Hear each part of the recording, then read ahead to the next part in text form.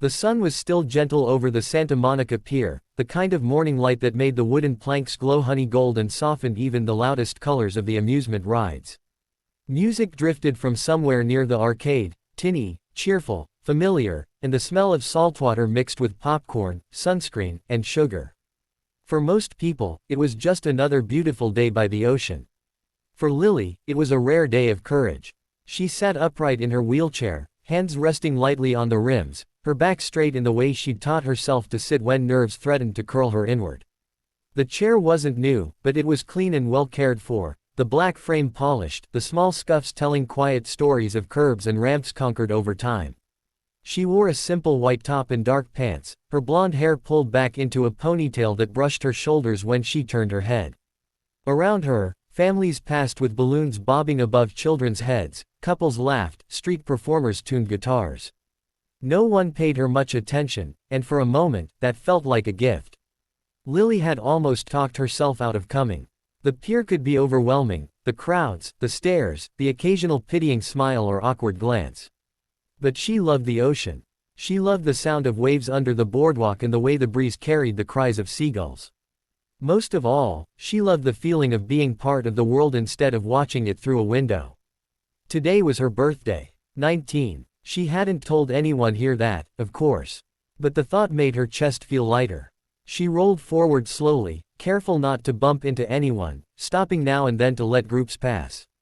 She watched a man twist pink clouds of cotton candy onto a paper cone, the sugar threads spinning into something soft and unreal.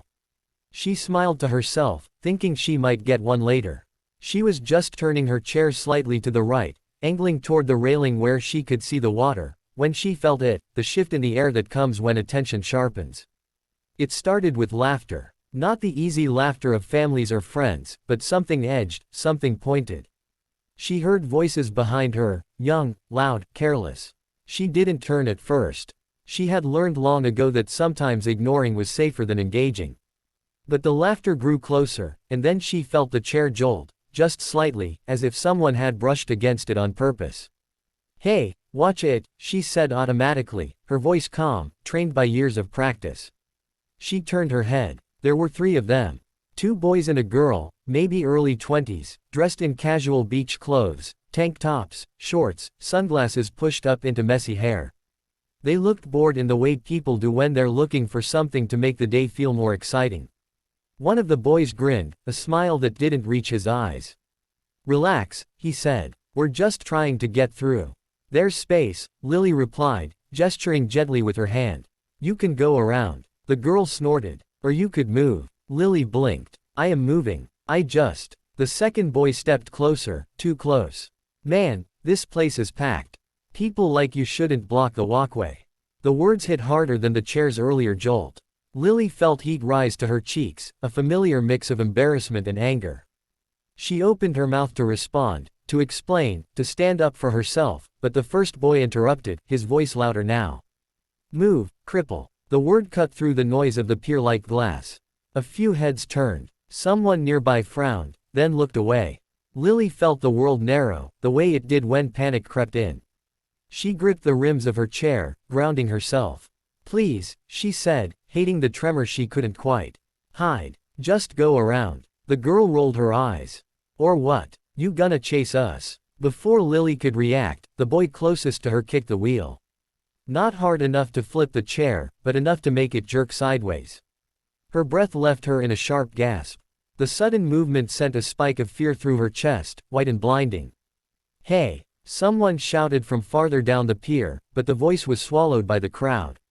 Lily's heart pounded. Memories rushed in uninvited, other hallways, other laughter, other moments when people had decided her body made her an easy target. She tried to turn her chair away, but the second boy stepped in front of her, blocking her path. "Look at her," he said, laughing.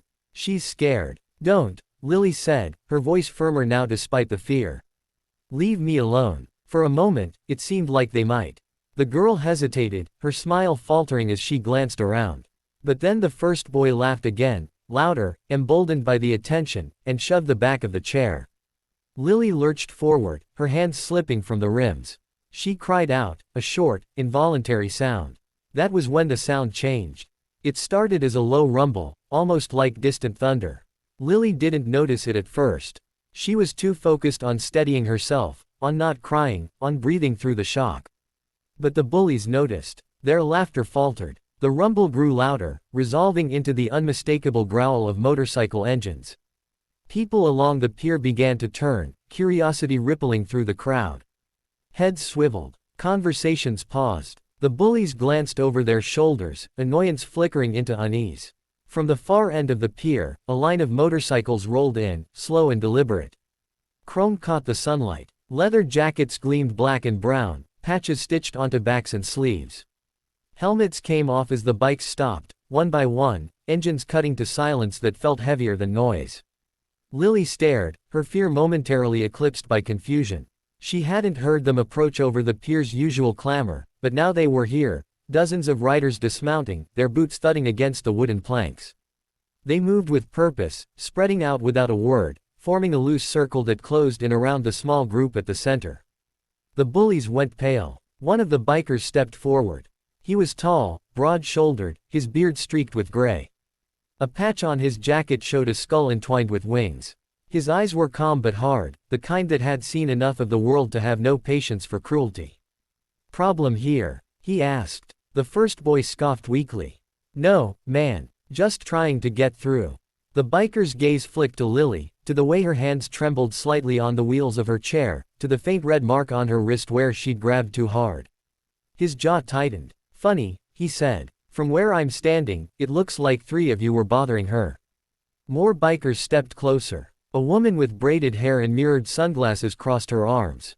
Another man, younger, his jacket covered in patches from different states, shook his head slowly. "Did you touch her chair?" the woman asked. "No," the girl said too quickly. "We didn't. We saw you," someone from the crowd said suddenly. A middle-aged man with a camera around his neck stepped forward. "You kicked her wheel." Murmurs spread. Phones came out, screens glowing as people began to record. The bullies looked trapped now, surrounded not just by bikers but by witnesses. The tall biker turned back to them. "You got something you want to say?" The second boy swallowed. "We didn't mean anything by it." "Then you chose some real bad words," the biker replied. His voice wasn't raised, but it carried. "And worse actions." He turned to Lily then, crouching slightly so he was at her eye level. His expression softened. "Are you okay?" he asked. Lily nodded, though her throat felt tight. "I think so. You want us to call someone? Or the cops?" he continued gently. She shook her head. "No. I just want them to leave me alone." The biker straightened. He looked at the others, a silent communication passing between them. Then he faced the bullies again. "You heard her," he said. "Walk away. Now." For a second, it seemed like the first boy might argue. Pride flickered in his eyes, stubborn and foolish. But then he took in the circle of bikers, the cameras, the crowd, and whatever fight he thought he had drained out of him. "Fine," he muttered. They backed away, weaving through the opening the bikers made without a word. The girl didn't look back. The second boy kept his eyes on the ground. Within moments, they were swallowed by the crowd, their laughter gone. The tension didn't disappear immediately. The pier felt like it was holding its breath. Then someone clapped. Another person joined in. Soon, applause rippled through the onlookers, tentative at first, then stronger. Lily felt tears prick her eyes, but this time they weren't from fear. She brushed them away quickly, embarrassed. The woman with the braids smiled at her. "You did nothing wrong," she said. "Remember that." Lily nodded. "Thank you. All of you." The tall biker waved it off. "No need to thank us. We look out for our own. And today, you're one of ours." Something in his words settled into Lily's chest, warm and unexpected. She hadn't known how badly she needed to hear them. The bikers didn't leave right away. Some stood watch, their presence a quiet shield as the crowd slowly returned to its normal rhythm. Others chatted with passers-by, answering questions, laughing easily. The pier breathed again. After a while, the tall biker gestured toward the cotton candy stand. "Birthday?" he asked, nodding at the colorful cones.